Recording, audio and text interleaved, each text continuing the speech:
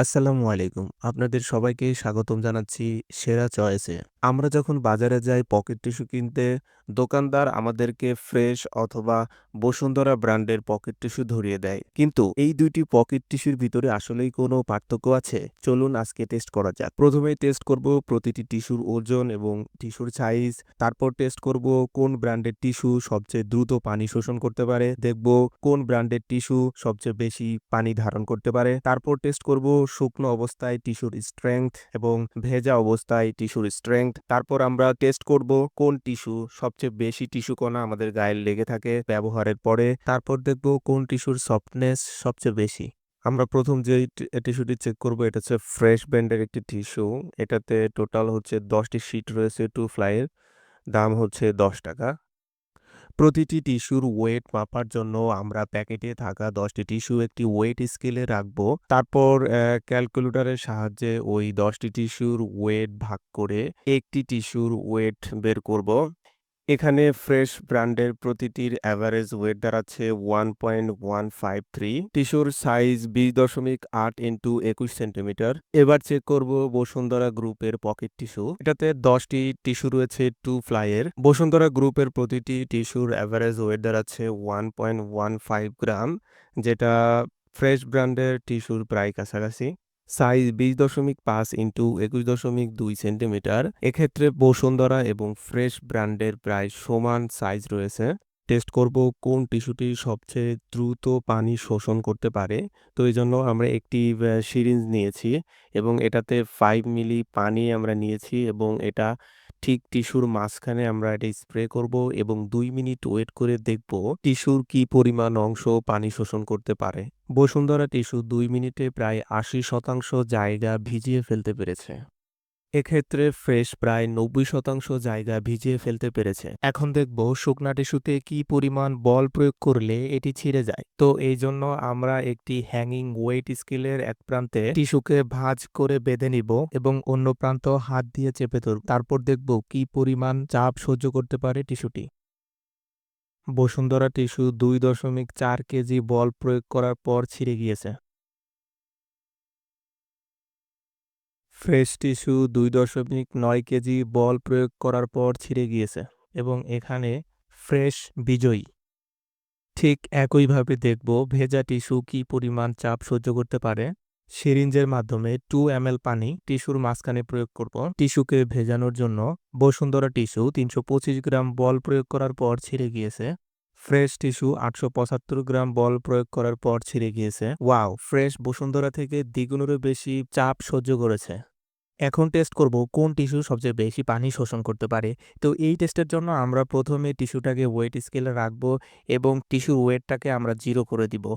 তারপরে একটি পাত্রে পানি রাখা আছে, সেখানে আমরা টিস্যুটাকে রাখবো যাতে সে পানি শোষণ করতে পারে। আমরা ২ প্রান্তেই রাখবো যাতে সমানভাবে সে পানি শোষণ করতে পারে।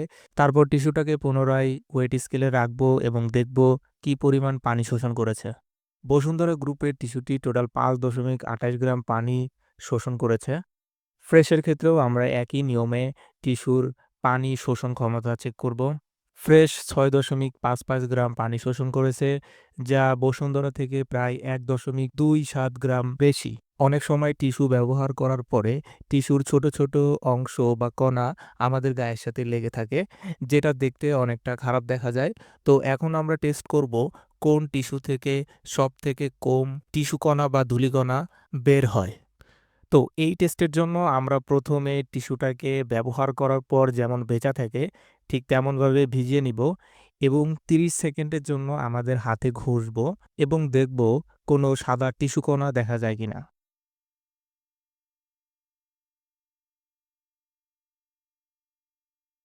দেখা যাচ্ছে বসুন্ধরাতে যথেষ্ট পরিমাণ টিস্যু কণা দেখা যাচ্ছে, দেখতে পাচ্ছেন। ছোট, ছোট অংশ গায়ের সাথে লেগে আছে, এটা ক্লিয়ারলি বোঝা যাচ্ছে।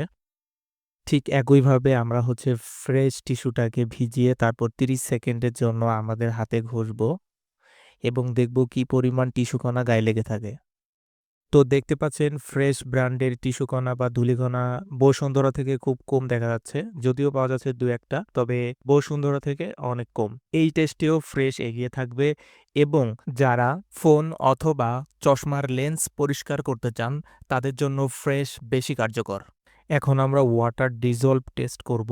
যদিও এটি টয়লেট টিস্যু না, তবে অনেক সময় হয়তো আমরা ব্যবহার করার পরে এই টিস্যুটাকে আমাদের টয়লেটে ফেলতে পারি।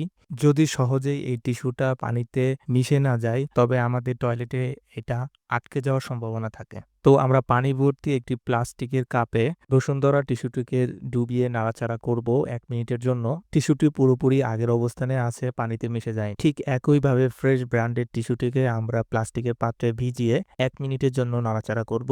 ফ্রেশ টিস্যুটিও আগের অবস্থানে আছে, পানিতে মিশে যায়নি। তাই এই ধরনের টিস্যু টয়লেটে ফেলা থেকে বিরত থাকুন। এখন আমরা পারফিউম টেস্ট করব। টিস্যু মূলত একটি অতিরিক্ত পলিথিন দিয়ে সিল করা থাকে। তো আমরা যখন পলিথিনটিকে ছিঁড়ে ফেলবো, তখন টিস্যু বাতাসের সংস্পর্শে আসবে এবং টিস্যুতে থাকা পারফিউমের তীক্ষ্ণতা কমে যাওয়ার সম্ভাবনা থাকে। ফ্রেশের প্যাকেটে দাবি করা হয়েছে এটা পারফিউম টিস্যু। তবে প্যাকেট থেকে খোলার পরে আমরা যেমন পারফিউমের তীক্ষ্ণতা পেয়েছি, ২ দিন পরে সেটা কমে এসেছে। অন্যদিকে বসুন্ধরা টিস্যু পারফিউম টিস্যু দাবি না করলেও এটাতে পারফিউম আছে এবং ২ দিন পরেও এটাতে পারফিউমের তীক্ষ্ণতা পেয়েছি। এক্ষেত্রে বসুন্ধরা টিস্যু ফ্রেশ টিস্যু থেকে এগিয়ে থাকবে।